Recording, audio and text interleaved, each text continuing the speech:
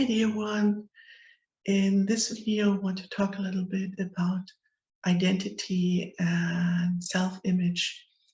And in my last video I spoke a little bit about the personal changes I'm going through at the moment, and I'm sure a lot of you are going through changes also. And a topic that I find really interesting is the topic of identity and identification. It has a lot to do with our self-image and also is influenced by our surrounding, and can be quite astonishing for us to change places and change circumstances in our lives, and that brings up parts of our being that we have not been aware of, or that have not been in the focus. And it's quite interesting how we identify ourselves, how we see ourselves. And I think this is a reason why a lot of people have issues with change, because when we identify ourselves with an image that we had, and we are clinging to that identity and don't want to let go,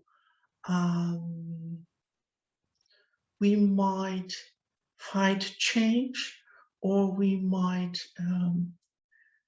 fight with other people because they might mirror something, or they might bring topics to our awareness that we don't like, and we will then of course blame the other instead of self-reflect what is actually happening inside of us. It's so easy to get angry at others, to blame others for who they are, what they are doing, instead of reflecting, why am I reacting in this way? Why am I assuming the other person has to behave differently, and therefore go into a kind of reality check? We are creating those stories. Identities have a lot to do with the stories, and those stories in our mind, they are creating our self-image, who we want to be, who we believe we are, and then we might fight reality coming our way, and so we fight outer circumstances, or we are getting into arguments with other people. And I'm quite sure this is going to be a huge topic in the upcoming weeks, that people will get into conflict a lot. And that's okay, because we it's just the way we are wired somehow. But I would invite you, in case you are having conflicts with other people, to actually reflect if this has to do with your self-image, if you are trying to force other people to to kind of reassure you about your self-image, and not show a different picture than the one you want to see. And Also, we try to, force other people to behave in a different way. And that's never a good idea. And it's the only person we are responsible for is we ourselves, and we can change.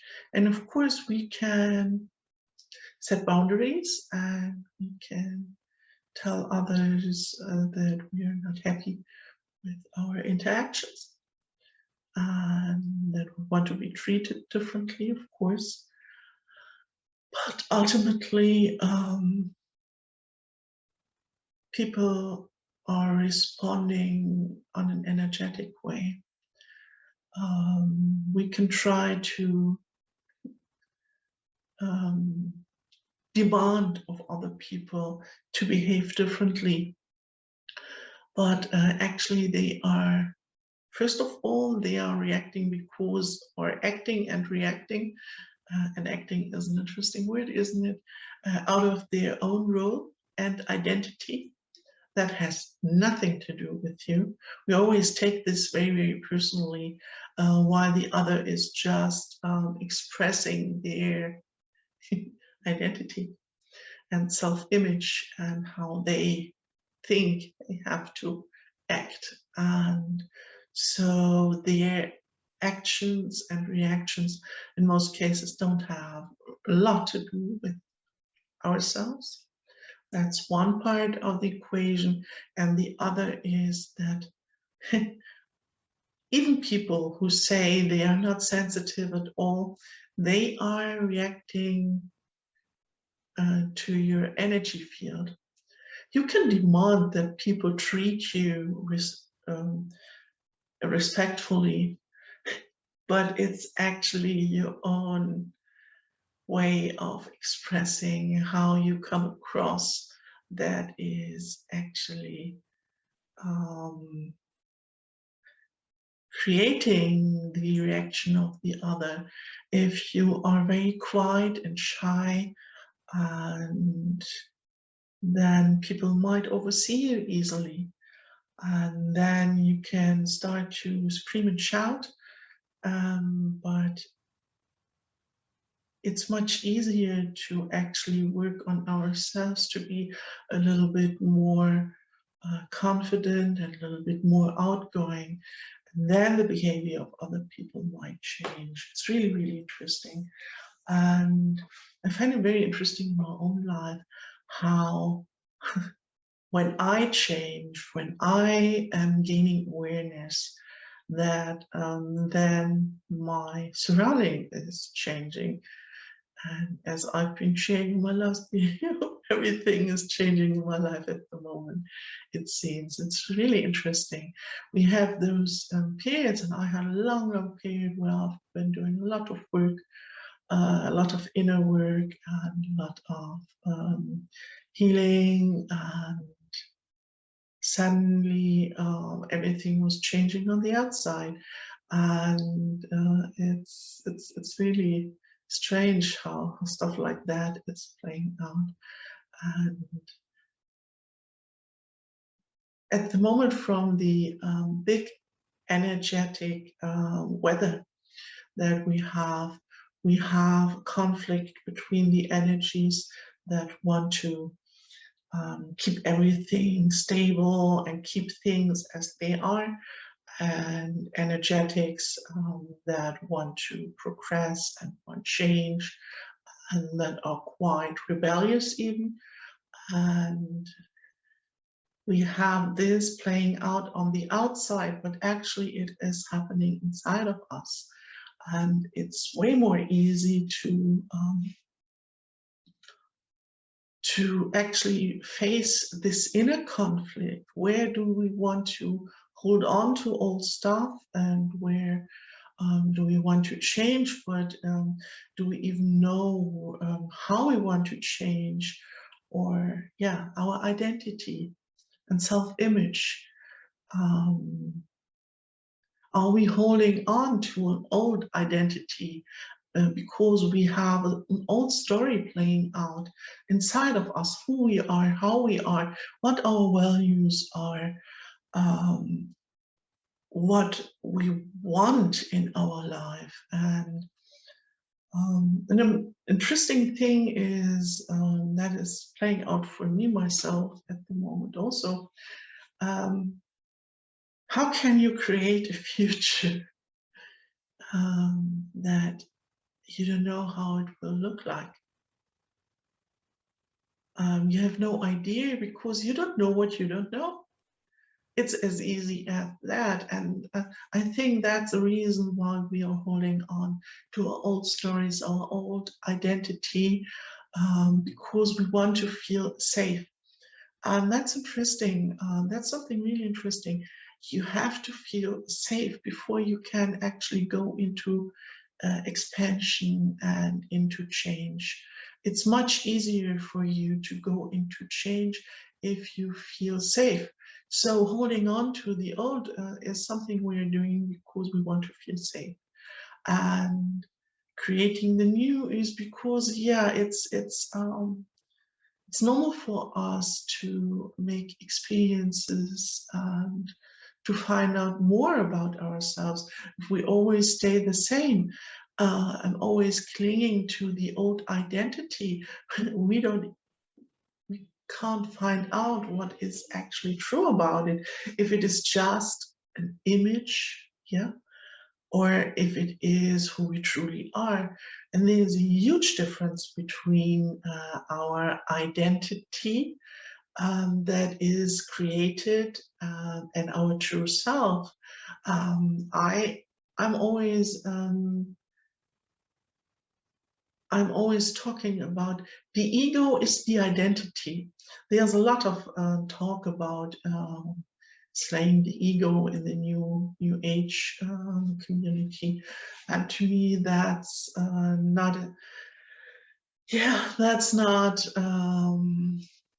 correct, actually, because we need a kind of identity to be able to interact in the world.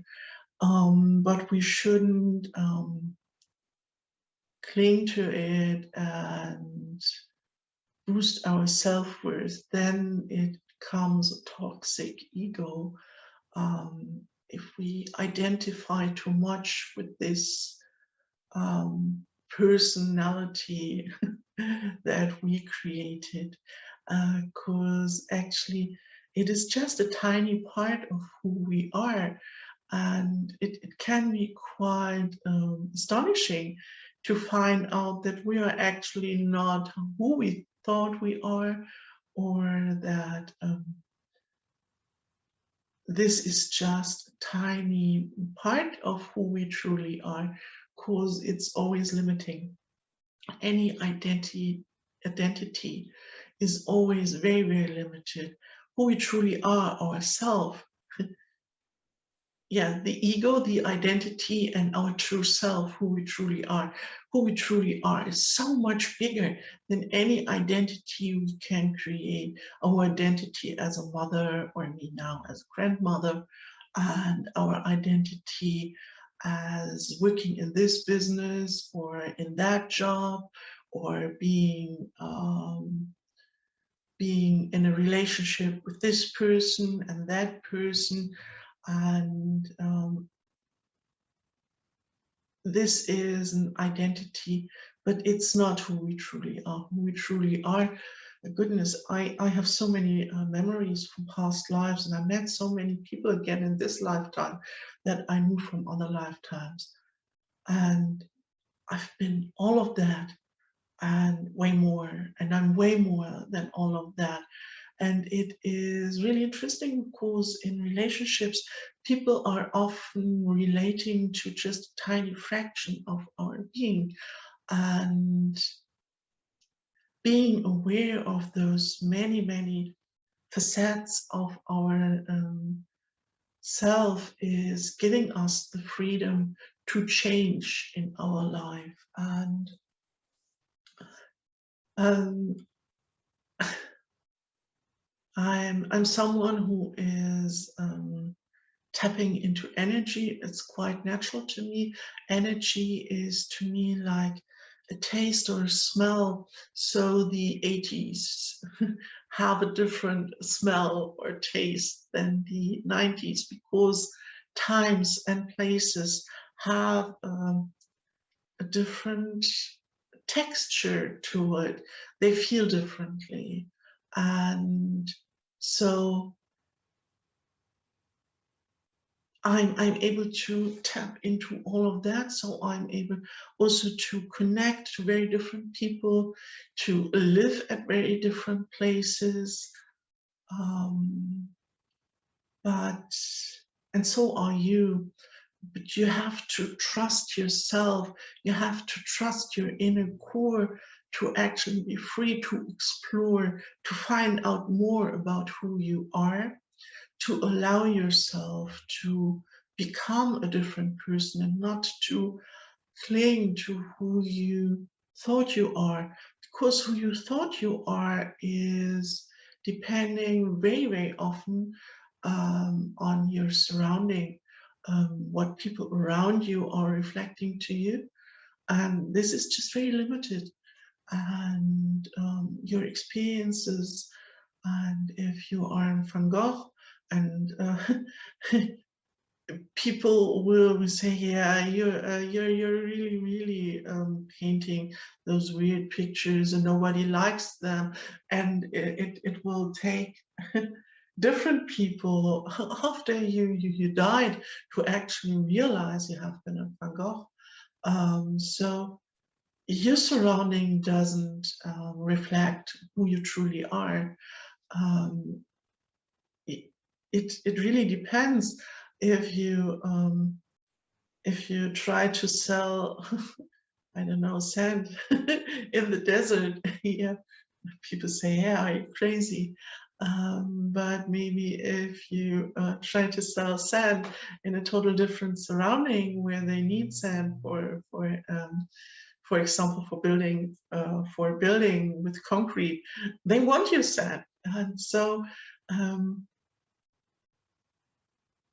how you identify, how you feel about yourself has a lot to do with the time and place where you're living, the reflection from your surrounding.